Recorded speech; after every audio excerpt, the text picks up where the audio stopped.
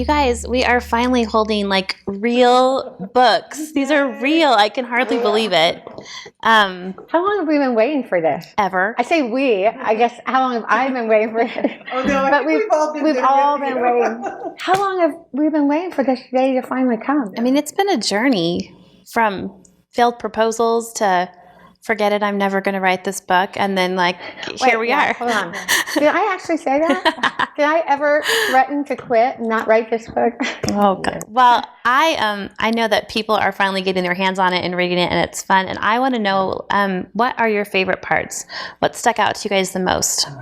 I got to read it in advance because I wanted to endorse it. But then I went back through it. I feel like things that hit me the first time hit me totally differently the second time. Yeah. I know you've had a lot of people who have talked about how it's hit them so personally, and I thought, there are a couple of things. First of all, because let's just say you maybe have kind of a morbid sense of humor sometimes, just a little bit. So my favorite Michele line, I'll be honest with you, is, let's just say I was feeling some separation anxiety. My tongue and I had grown rather attached. It's true. And I love it because I could hear you saying that. And it's right in the middle of this part of your life that, I mean, you're literally falling apart. But I love that, you just... Her sense of humor. Trusting God, because you have such a sense of humor, and I know it's kind of a morbid sense of humor. It's a little disturbed and twisted. Yes, but that's what I love about you. So I would say, there are lots of favorite parts, but I have to say that line that's that's what I love. Yeah. Well, I think one of the things that resonates with me is that it doesn't really matter where you are, and we've talked a lot about this, but we're all undone. We all are. And so when it's spoken, and when it's put out in a place where people read it and connect with it, it's everybody feels it. Everybody feels it. Nobody talks about it. So when it is talked about, it's something that is powerful.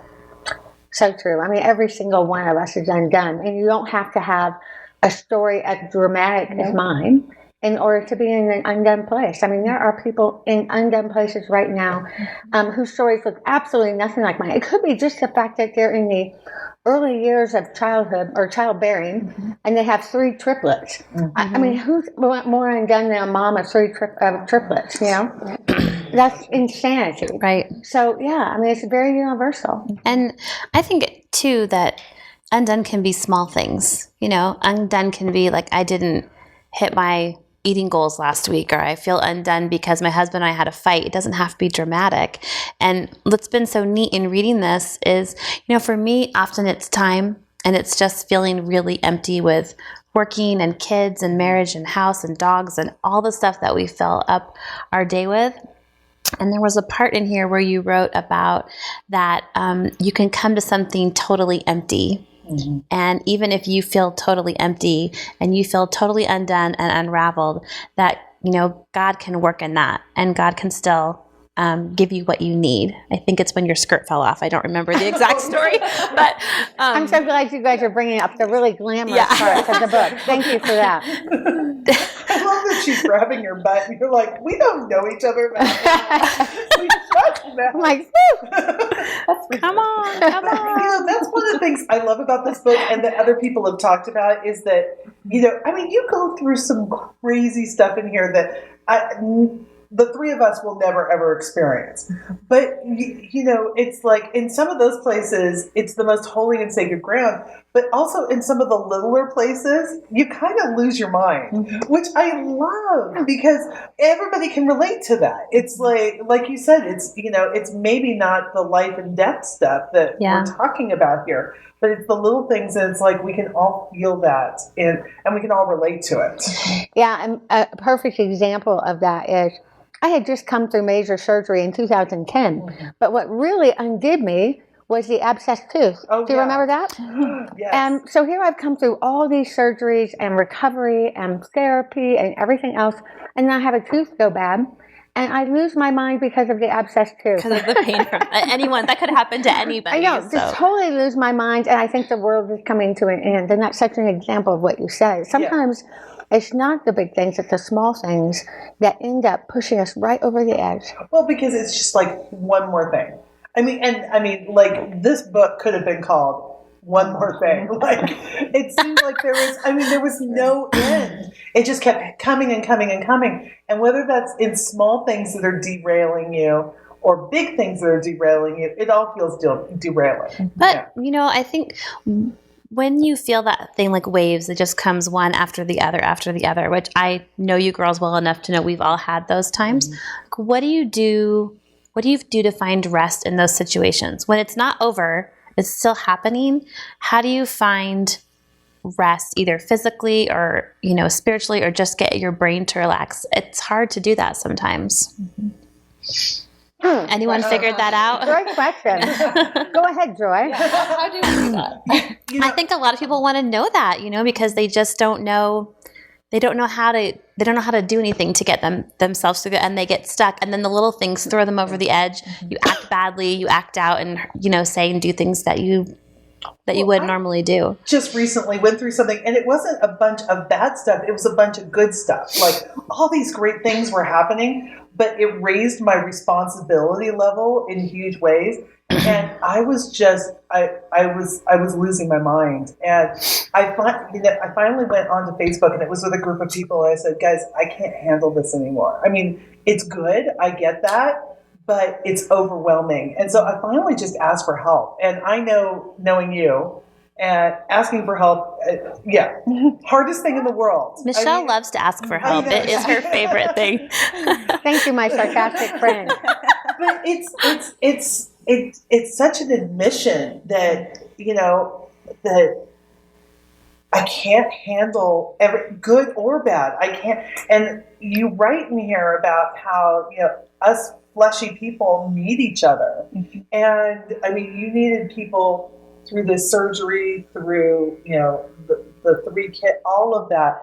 But in the good and the bad, we can't close ourselves off. And I think that's sometimes when you feel overwhelmed, that's what you tend to do, is you kind of burrow. And it's when you have to get the bravest and just say, I need help. I'm drowning over here. I think that's a big piece in answer to the question of how you find rest in an undone place. I think that's a big piece of it, is we desperately need each other. Mm-hmm. We can't, this life is hard and it's complicated. We cannot do it alone. We can't, I feel like I need to say that about 10 more times. We cannot do this alone. We were not meant to do this alone. We weren't meant to raise children alone or be married alone, which sounds awkward, but you know what I'm saying. By definition. We're not meant to go through cancer or special needs with children who are struggling, or the loss of a parent alone. That's part of the beauty of the fact that God gave us each other, so we wouldn't have to. That's the kind of gorgeous perspective of His plan to give us each other, but we cannot do it alone. So that's a big piece in answer to your question of how we find rest in the chaos. But another piece is something that only we can do. And what I tend to do is when everything is coming at me at once, when, let's say, 10 different things are falling apart at once, or 10 different good things are happening at once, is, I tend to want to conquer it all before 10:30 this morning, right? I want to get it all done. I want to have everything lined up in a neat row. I want it to all be tackled right now, okay? So I don't want any loose ends or anything left undone at all. I want it all taken care of. And part of what I need to do to have rest in the middle of times that are undone is to lower some of my expectations of myself. It's hard. I know, isn't it?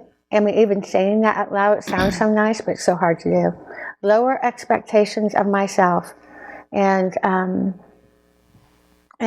allow things to not be as perfect as I mentally want them to be. Mm-hmm. I think part of that too is if you find yourself in places like that, I think it's almost always tied to pain in some way. When things are not going well, even if they are going well, it's the panic. There's a pain, there's a fear factor type of thing there. And if you can rest, for me, I have found, and I've heard you say this several times in this book, is a matter of accepting it. Accepting that you can't make the pain go away. You can't make the fear go away. You have to wrestle with it, and you have to just sit with it sometimes, and it has to just hurt. That is probably the hardest part. That's very, very hard right there. Yeah. Just has to hurt. And that's what we as people try to do, is be done. And we want everybody to see that. And that way we don't need people. And that way nobody needs to feed into us. And we certainly don't need to feed into other people. It's when real life hits and real hurts happen. And you have to sit with it and you realize, I can't do this. It's funny. Have you guys noticed how we're very much in a numbing culture? We, at the first sign of pain, we go and take an Advil. At the first sign of any discomfort, we try to do something to numb it, fix it, stop it. We've become so afraid of any kind of pain, and so we do whatever we can to avoid pain at all costs. But unfortunately, I think we're actually doing ourselves an injustice because, pain serves a purpose. I mean, it really does, right? You step on a nail and ouch, you find the nail and throw it away so it doesn't happen again. That's good, right? So pain serves a purpose, but also serves a purpose for us emotionally. Nothing grows us or matures us or deepens us like pain does. So if we're always numbing it and running away from it, we are never going to become the people that we are created to be or made to be or even achieve the potential that we have. Now, it's so easy for me to say that. I hate pain. I was going to say, I'm not a big fan. Yeah. I'll just I be hate honest pain. with you. Yeah. I hate it. And of course, we don't want to just sit in misery all the time. But I do think that there are times where our pain is unavoidable, right? Where something's going on in our life with a relationship or who knows, a challenge with one of our children or a job, and there's nothing we can do about it. So there is some wisdom in sitting there and saying, okay, so what could be hidden here that I would miss? I can't do anything about it. This hurts. So how can I turn this around, flip it around, and see some kind of purpose or depth or something here that is actually valuable? I think in this book, what I've noticed in just listening to people talk about it thus far and seeing stuff online, that it's hitting a nerve with people. And I think because they are in pain, they are suffering through something big or small, it's, whatever it is to them. But they're finding themselves in this story. So it's your story, right? And it hasn't ended, actually. The book's ended, but the story hasn't ended. But they're finding themselves in this story, and it's really hitting. When I read it, some of the lesson type things that you included in the book, it just really, really spoke to me. I don't know if it's you speaking to me. I don't know if it's God, if it's just my own brain or what it is. But just taking the time to sit in that. When we live life where everything looks perfect, right? It looks perfect on social media, on Instagram, and everything's Pinterest worthy for parties and things. And most people have a lot of junk going on, right, and they're sitting in some deep stuff. And if they aren't reaching out to others, if they're trying to go at it alone, it almost like it makes the pain last longer, I think it makes it more pronounced. Can we just say really quick right here, just to make public, that what we see on Facebook is not real. No. Can we just make sure everybody knows that right now? Real. The stuff that you don't see on Facebook should go on there as well. Like, right. It's just what we see on Facebook and Twitter and everywhere else is only the barest fraction of real life, and it's the best of real life that we choose to be out there. And even those people that post depressing posts, the person that's always posting something depressing, all their headaches, Yeah. yes, every headache. Even that is still only the best of the worst, right? Well, they're doing it to serve a need. Tell me I'm okay. Tell me it's, those kind of things. I call it the front porch. You're invited onto the front porch, and I'll serve you coffee on the front porch. Facebook is the front porch. I don't let many people into my back bedroom where I shove all the stuff that I don't want to deal with. Well, I think that's why this book has resonated so well, because you were greeted people at the front porch and took them in the basement. You let them go through the whole house and go through your linen closet and stuff that no one's supposed to see, but it's a good thing because it makes them realize I'm not alone. And I promise, I watch all the stuff coming in about this book, and everyone, they write about that they love your story, but they write about how they found themselves in this story, and then they tell their story. And there's a lot going on with That is the people. part that makes me the happiest, if they read this story and just thought it was a nice story about Michele Cushatt and her family, then the whole point of this project would have been missed. It would have been lost. It really isn't. It really isn't about me and my story. That's just a catalyst to having a conversation. It's a catalyst to what we're doing here today. Is we have got to start living beyond the Facebook facade. We have got to start living beyond this kind of false world that we have bought into. So we are living in our undone places, and we look at everybody else's life through the lens of social media, and then we judge our own stories based on what we see. And so then we get even more desperate, and we feel more pain because we think, the first question that comes to our mind, what's wrong with me? What's wrong with me? Why can't I get Why it is my together? life such a mess? What have I done wrong to deserve this? And the reality is, sitting on this couch right here, there are more messes on this couch right here, and I love you. Right? Sorry if I offended you. We're some messy people right here. There are more messes on this couch right here than anybody would ever imagine on Facebook.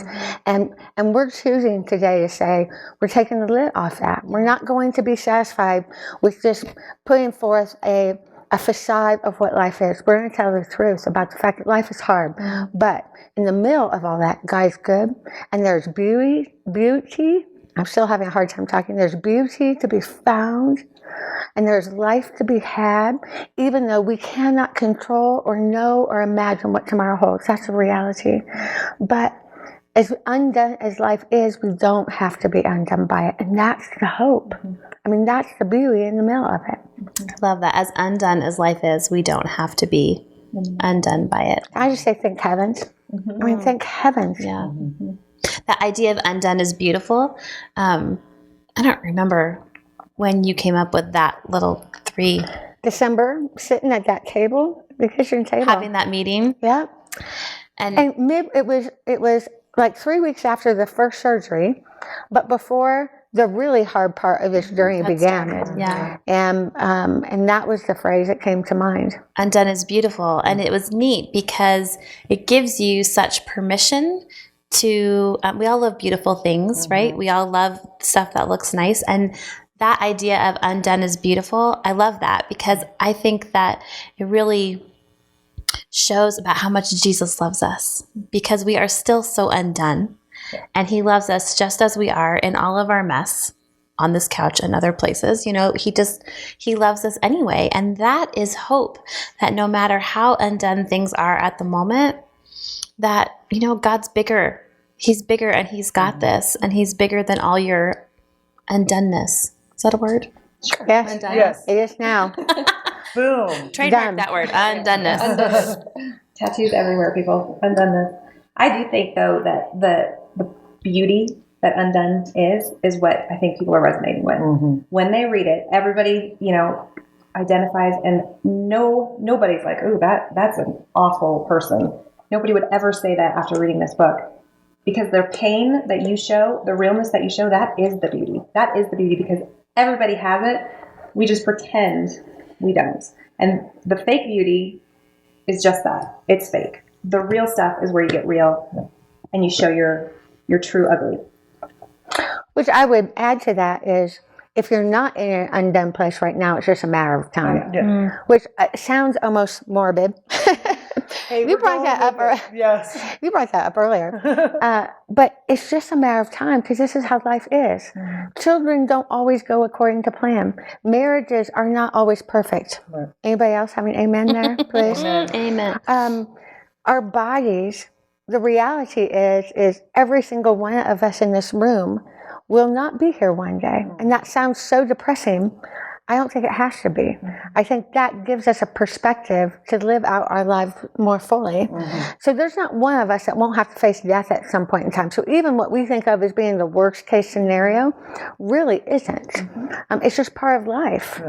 And we all are very universal in that. So I want to ask you something directly that has, how, through this whole journey that you've had, right? Especially even the last few months that aren't even a part of the book. Through this whole journey, There's been some real disappointments of things you've missed out on and things that haven't gone according to plan. And you're a real goal setter, kind of person. And we make a plan and we follow the steps and get it done. How do you deal with the disappointment of that and still keep your eyes on Jesus and know that God is good and he loves you? Very hard to do. That's the first answer, or first part of the answer to that question is the disappointment in our undone places is so real. And this is, I think it's important, even as we're seeing here, for me to just give you an idea of some of the disappointments I feel with or deal with on a daily basis. Seeing here right now, I still have a trach opening, so I have to keep my hand right here while I talk in order to be able to communicate. Now, eventually that will heal, but I had hoped it would heal 2 weeks ago. Yeah. So I feel disappointment that today, while we're talking, it's not gone yet. That's just real. Other disappointments. There's speaking engagements I haven't been able to do. Right now, to read a story to my kids before bed requires so much energy and so much pain control that it's just almost not worth doing at times. So my husband reads the story before bed. I hate that I can't do something so ordinary. I miss eating with my family, regular food. I'm starting to eat regular food again, a little bit at a time, but sitting down to a meal requires an hour to 2 hours of work.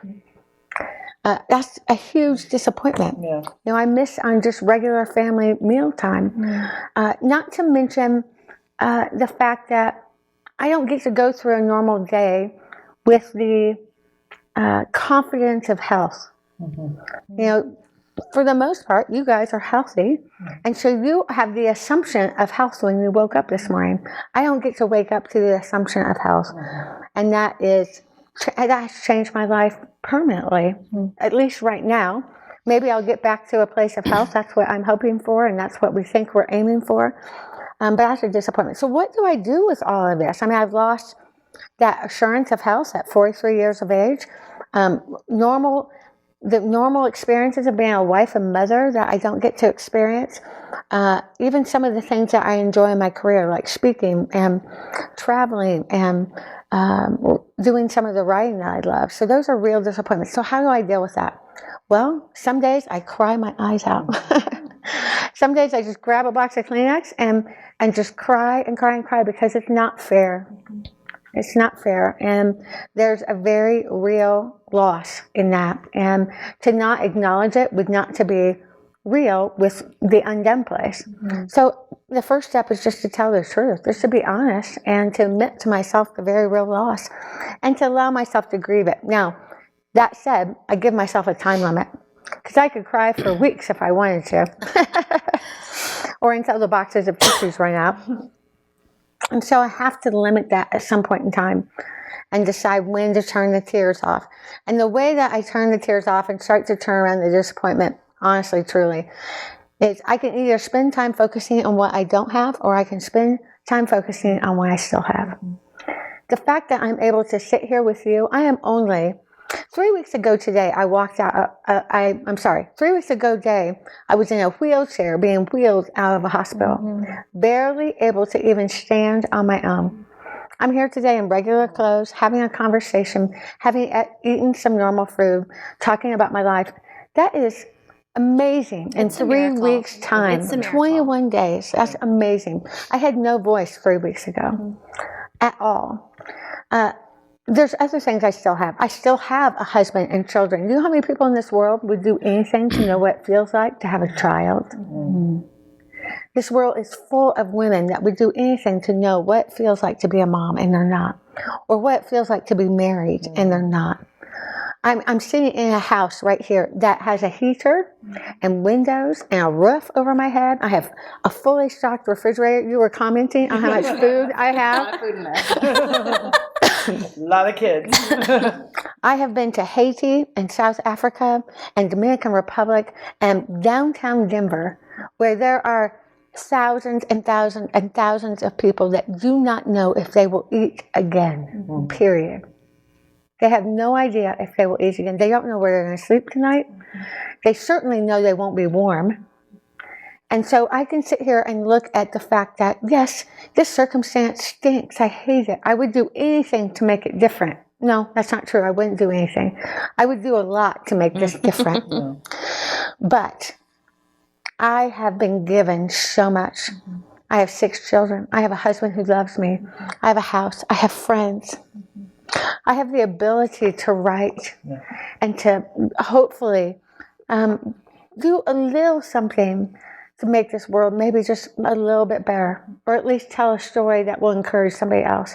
And I could go on and on and on. I mean, we could sit here all day. I could continue to catalog the things that I'm thankful for. The only way to turn disappointment around is to somehow turn the corner of focusing on what you lack and instead focus on what you still have.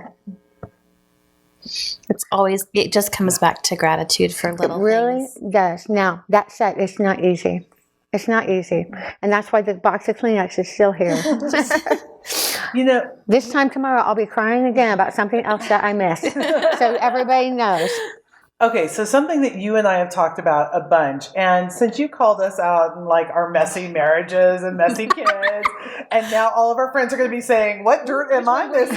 Wait, hold on. Didn't I invite you here? I can totally uninvite you here. Your mistake. Your first You were mistake. drug induced when that happened. I was like, I don't think this was a good decision.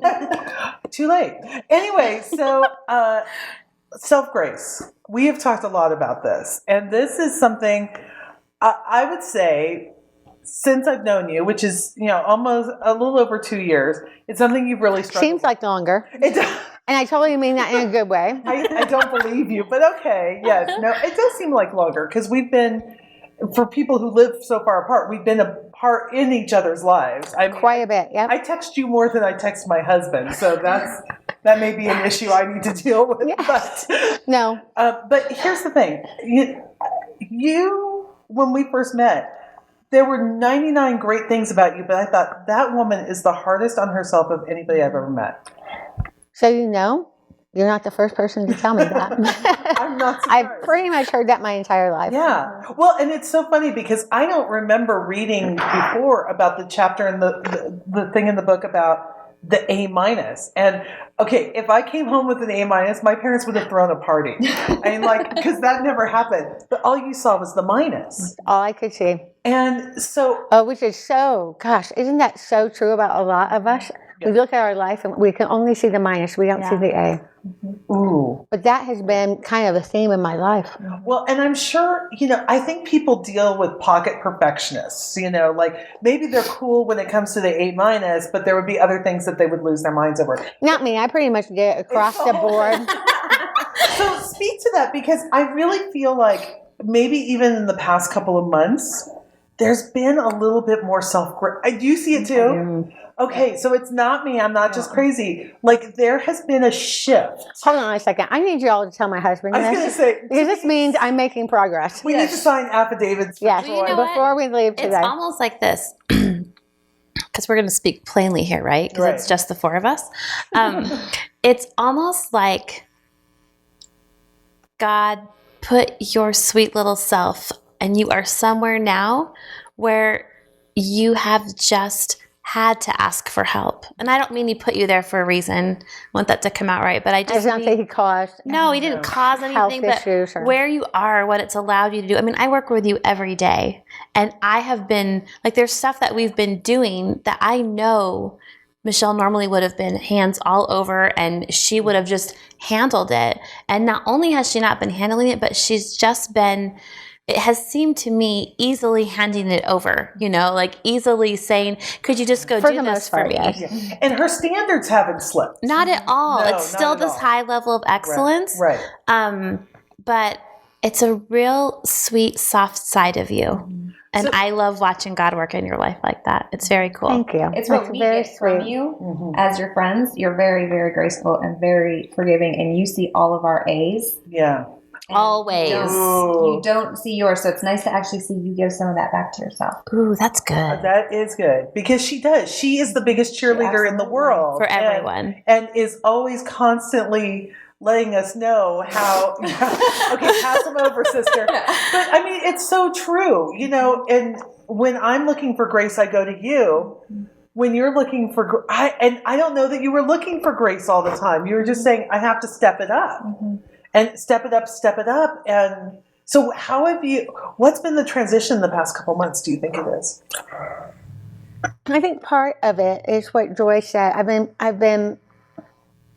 want to say I've been put, because that implies that God caused us. I've landed in a set of circumstances. Part of it is, as I mentioned in the book, there's what was it? 3 sure cures to perfectionism: parenting, marriage, writing, and parenting. Yeah. And then there's parenting. Yeah. So, some of it is having children and being a parent. And when you have 3 kids that come from trauma and things are out of the box all the time, some of that you have to accept life not being perfect. And even my own sense of not being a perfect mom. I don't know how to do this all the time.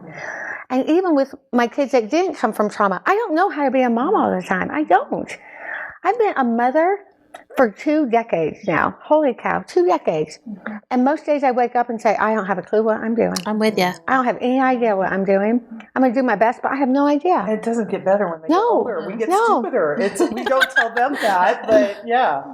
So I think some of it is that I've landed in circumstances that have given me lots of practice. And where I have no ability to control all the errant details of my life. And so I have to let go at some point. And it forces me to see not everything is my fault. Not everything is under my control. Some of it is just life. It's just life. It's not my fault that my child, decide to go and steal somebody's sandwich out of their lunchbox the other day. They just made a choice. Yeah. And so beating myself up for my poor mothering isn't going to help anything. So that would be a piece of it. But the other piece, as far as self-grace, is the fact that ultimately, I have to find my value in somebody other than myself and my performance. This is so very hard. Repeat that. I think you need to repeat that. I have to find my sense of worth and my value in something other than myself or my performance. And for 43 years of my life, I have found my value in my ability to perform well, to get a good grade, to produce children that behave and listen, to have a marriage that looks spotless. Sorry as I laugh. To try to do everything with excellence and really well. And I have learned that's very shaky sand. That is very shaky ground. And so if I want to have a sense of security, I've got to find my value outside of that. And ultimately, the only value that I can find for myself that does not move, that is unshakable, and this is where I will get emotional, is the love of God for me.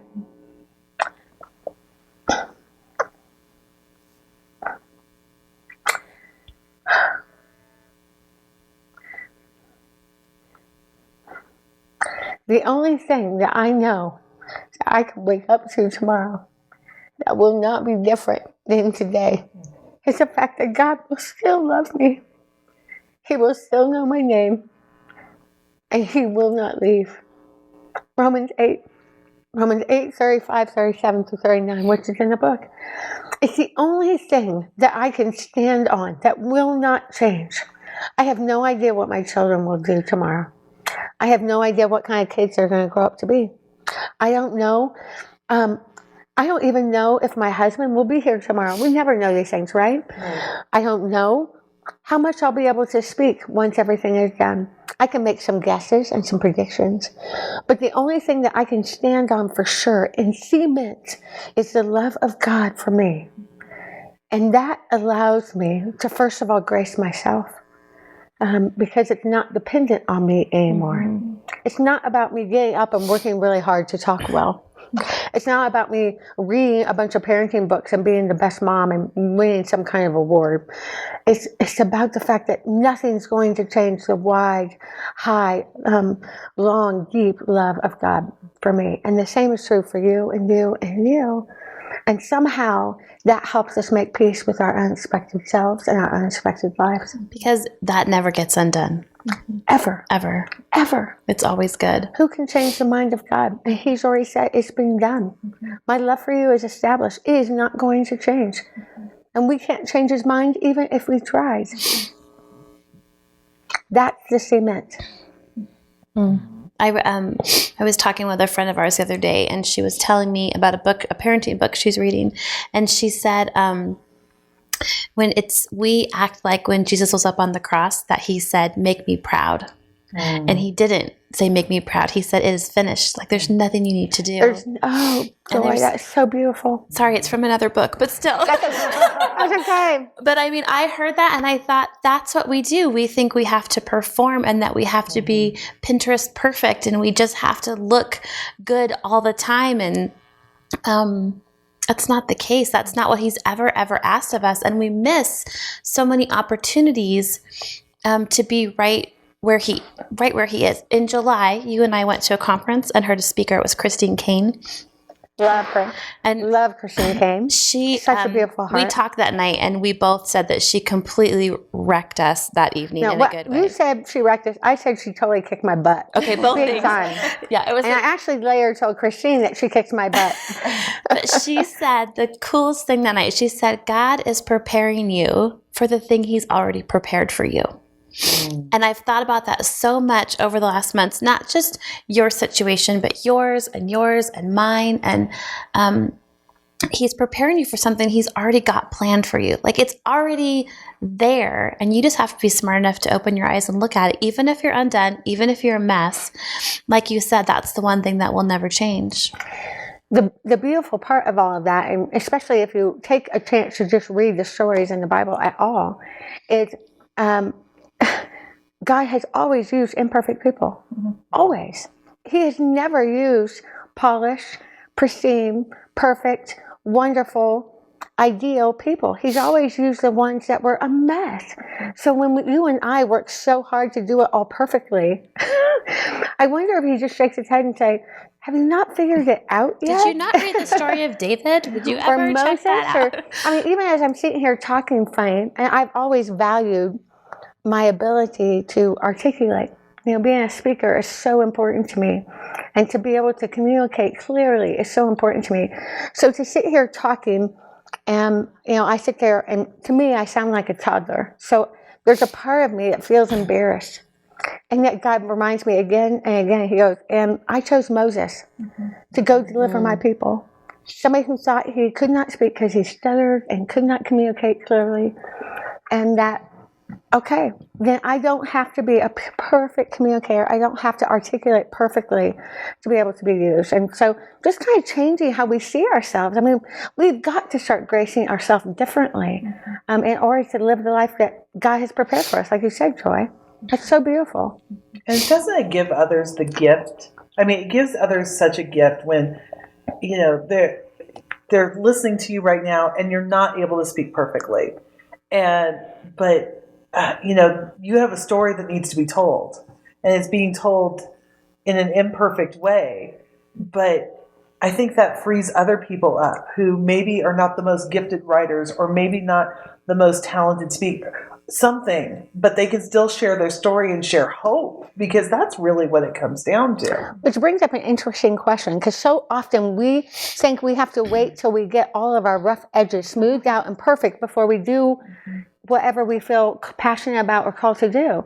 So the question is for you and you and you is, what imperfect part of your life are you seeing back and holding back on because you think you need to fix it before you get out there and live your life?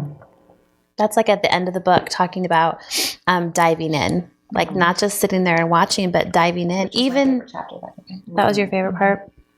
Just going after it. And I'm not very type A. Like I'm kind of a get it done, we can fix it later girl, I concur. She's not very type A. So for me, it's not that hard for me personally, but I work with a lot of authors and speakers and artist type creative people. Driven, yeah. And I see that all the time, and it's hard. And here's the deal. When you put yourself out there, your art out there, I will say I find this hilarious.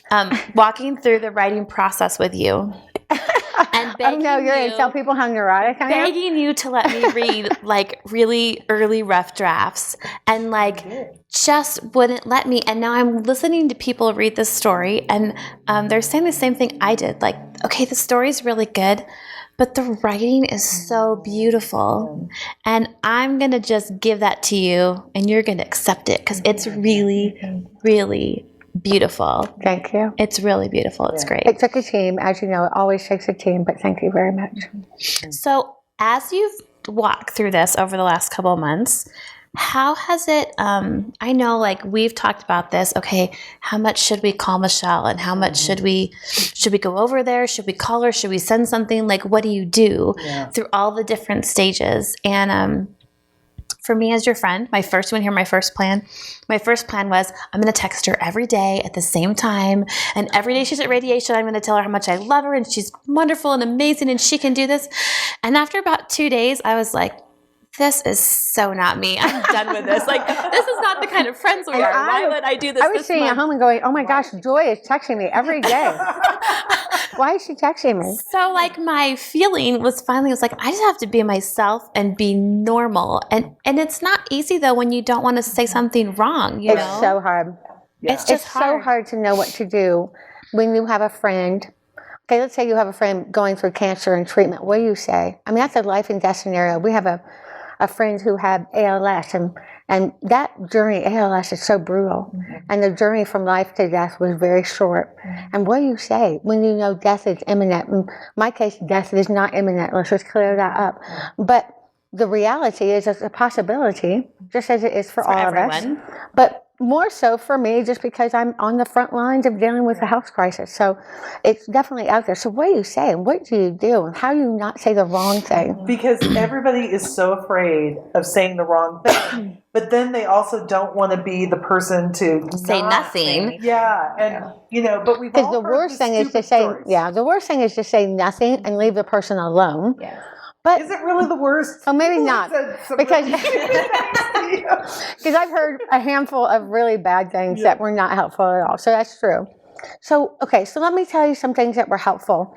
Let me start with the things that are not helpful because those are kind of funny. Yeah. I find them funny. Now, let's say I find them funny now. At this I moment. didn't find them funny at the time. I talked about some of them in the book. The people that would send me juicing recipes, you know, have this juice 3 times a day for the rest of your life and you will never have cancer again. I'm like, oh my gosh, I will be sick for the rest of my life. I don't want to have it. People that told me I need to wear a mask outside because the pollution was causing it. Oh gosh, I have people that I've had people that tell me even during chemo and radiation that I should never do chemo and radiation, even after I made that decision. What?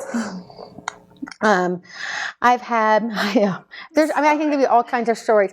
What I think is really my personal favorite is the people that write me and say, just today, a friend of mine with the same kind of cancer as yours died. I'm so sorry. Everything in me goes, not helpful. Not helpful.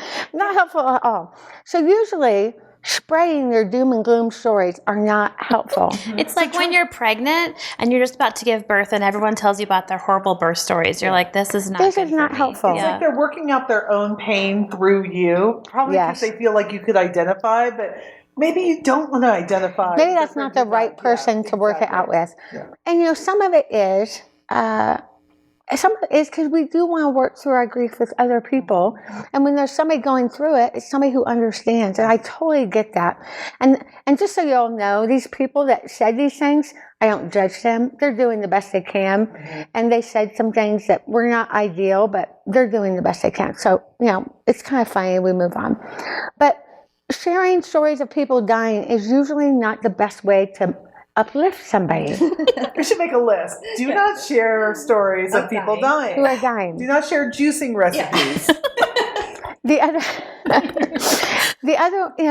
other one is when people struggle to make treatment decisions, or let's say people are making parenting decisions and they're struggling to be a good mom, it may not be the best time for you to fly into their house and tell them how they're doing it all wrong and how they need to do it your way. Right, especially when they're right in the middle of whatever choice they've made. And this is true for chemo and radiation or mothering. Yeah. You don't fly in and say, by the way, you're doing it all wrong. Yeah. Right? Just so we're clear. Yeah. If somebody asks for your advice, then you're welcome to offer it. But to be very cautious about. So those are some examples of what wasn't helpful. And let me say too, for each person, what's helpful is very different. Right. So what helps me may not help you. Right. And so one of the best things you can do to begin is to ask, what do you need? What would be helpful to you right now? What helps you feel better? What gives you courage? Whatever it may be. So ask. That's the first one. But what I found helpful was anything that was positive, upbeat, encouraging, cheerful. I had enough negative voices in my own head. Thank you very much. Without needing any help. I didn't need anybody else's negative voices. So I savored the ones that were positive. Things like, you can totally do this. I'm with you. You've got this. This is not going to be the end. There's life ahead. Even people that reminded me of God's love and presence. People who texted me verses. It was very encouraging to me. People who just talked about ordinary life. I didn't want my whole life to be about my health struggle. I wanted to have life outside of that. You know, we had that one day in December where we got to meet. It was our annual kind of planning day for business. And that was such a great day because it was just a pretty normal day in the midst of a lot of stuff. And it was just fun. And you just got to be normal Michele, not Michele who has cancer and has to do awful things. Just normal Michele normal who's life. smart and, you know, has so much to offer and is funny, and we laughed, and it was a good day. Let's imagine, so, and this isn't true, but let's imagine one of us sitting on the couch was going through a divorce. Okay? Let's say it was you, Joy. And Travis, no, it was not happening, but We're all good. So- we're all good. so Joy, let's say you were in the middle of a divorce. If we got together, you wouldn't want every conversation to be about, Right. let's talk about your divorce Yep. and how miserable you are. Yeah. Now, there are days you would want to talk And honey, about by that. the way, I would be miserable. There were days that you would want to talk about, but not every day. And so this isn't just about cancer and health. Right. For anybody who's struggling, start by asking, what do you need? How can I be there for you? Be positive. Be a positive force, not a negative force. Don't process through your grief with that person all the time. That is big. There may come a time where that works, but not all the time. There may come a time where that person wants to hear how you feel, but wait for them to invite that. So don't process your grief with the person that's in the middle of a struggle. And then don't be afraid to have life outside of the crisis with that person, because we all need to remember that life goes on.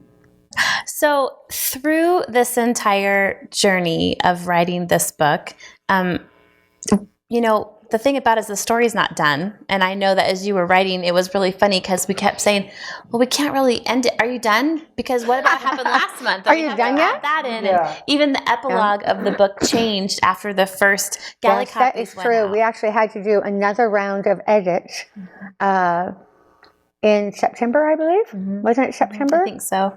Where I had to rewrite the epilogue because my father passed away. And so this story has changed so many times over the past 2 years that we had to keep going back and changing it. At some point, we just had to end it where it was because we're never going to get to the very end of the story. Yeah, it's just not possible, which It's is not how possible. all of our stories are, though. It's true.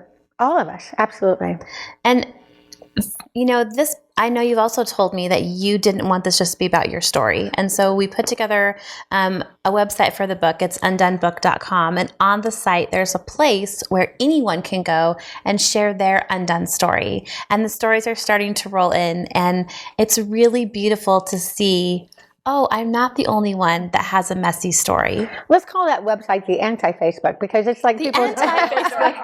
It's the real stories. Facebook. Yeah. This is people that are sharing their true story of what's really going on with them and the undone places in their life that's not wrapped up neatly. This is the anti-Facebook, anti-Pinterest, because there is nothing Pinteresty about this at all. No. It's real people living real life in undone spaces, and when you go there, I think the thing that is the most overpowering in a good way to me is how you feel so unalone. It's like for the first time you realize I'm not the only one. We're making up new words. Unalone. I love Unalone. that. Yes. It's so true because when you see somebody else's story, even if it's not tied up in a neat bow, it gives you hope. You know that you're not the only one who's who's slogging through. And I think that's what this book does.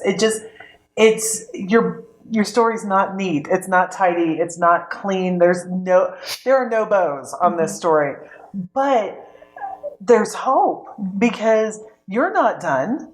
I mean, you're not done. Clearly. And I mean, in any sense of the word. And so to say, there's something about if I can allow, if Michele can allow God to do that in her life, what's the possibility for me?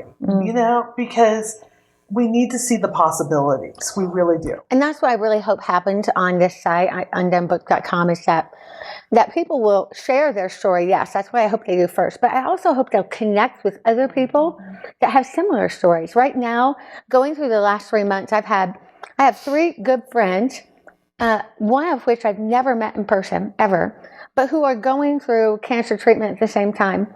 And we have texted, only text, no phone calls because I couldn't talk. And the ways that we have supported each other through the days where we're consumed with fear, the days when we're just feeling cruddy, the days when we feel good, having a good day, or the questions and the doubts that we have. Over text, we've emailed or texted each other and encouraged each other and shared our stories. And these 3 women, Kathy, Linda, and Kate, have been anchors for me because they're undone, I'm undone, and we're going through it together. And that's why I really hope undonebook.com, with everybody sharing their stories, I hope that's what is accomplished. It's why this book works for so many people. Yeah. I mean, lots of people men and women can really get a lot out of this book. Well, yeah, and I know this is going to be one of the books that is definitely on my list of gifts to give everybody because we all are undone and we all need that sense of hope knowing we're not alone. So it's a good one. It's a good one, girl. So, Mish, we're doing this today, and this has been, to be honest, this whole little get together today was kind of, it might happen, it might not at the last minute. Surgery is so close. But you told me that you wanted to do this now and not wait. Why did you want to do this now and not wait till you feel better? Well, the prideful part of me, the perfectionist part of me, wanted to be perfectly healthy and be able to communicate perfectly to do this. And then I thought, no, because that's not where we live. This is not where you and I live. We don't live in the perfect places. Right. And so I felt like it was so important that we have this conversation today. The truth is, as you guys know, I was laying in bed just an hour ago, resting, trying to build up some strength to do this. And I will be resting once we're done here. But the important thing is of doing it today is I want to have these conversations now in the middle of the unknown and the undone place, before my body heals, before the questions are answered, before everything wraps up nice and life goes on, for a couple reasons. First of all, because I think this messy place speaks more than the perfect place does every single time. It speaks more loudly than any of our polished places do ever. But the other thing the other perspective is I think here right now, as I'm so close to surgery and I'm still far enough away from healing that I'm still dealing with doubts and disappointment and grief and struggle, I have a perspective here that is so rare. And the minute I start being healthy again and start traveling and speaking and doing my stuff, it will disappear like the fog, like a mist. It will disappear and I will lose this moment. There is something so sacred and precious and unparalleled in these undone places. And we have to capture them and not be afraid to speak in this place, or we will lose it. There's wisdom here, and there's insight, and there's lessons. And if we can speak them and learn it and capture it, then we have more of a chance of taking it into the next step of life. Well, there you have it. As a reader, not just a friend, but a reader, I'm so grateful that you let us come into that sacred place with you. Because this is really hard. I know this is probably one of the harder things you've ever done. And I just see the hope. I just shared with you a text today from a friend who's going through so much and has just said, tell Michele thank you for showing me how to be brave. And neither of you asked to be brave, but let's put it this way: none of us want to have to go through something that requires us to be brave. Right. We all want to be brave. We just don't want to have to go through the circumstances that demand it. Yeah. So I'm so grateful that you've invited us as readers into that sacred space. It's my honor. Thank you. Thanks for letting us be here with you. I love it. Thank you for walking through 3 of the most difficult months of my entire life with me, and even today, which isn't easy, but it's good. Which brings us all back to what this whole thing started. Undone is beautiful. It's beautiful. Look at today. Yep, and God's good. It's beautiful. Yeah.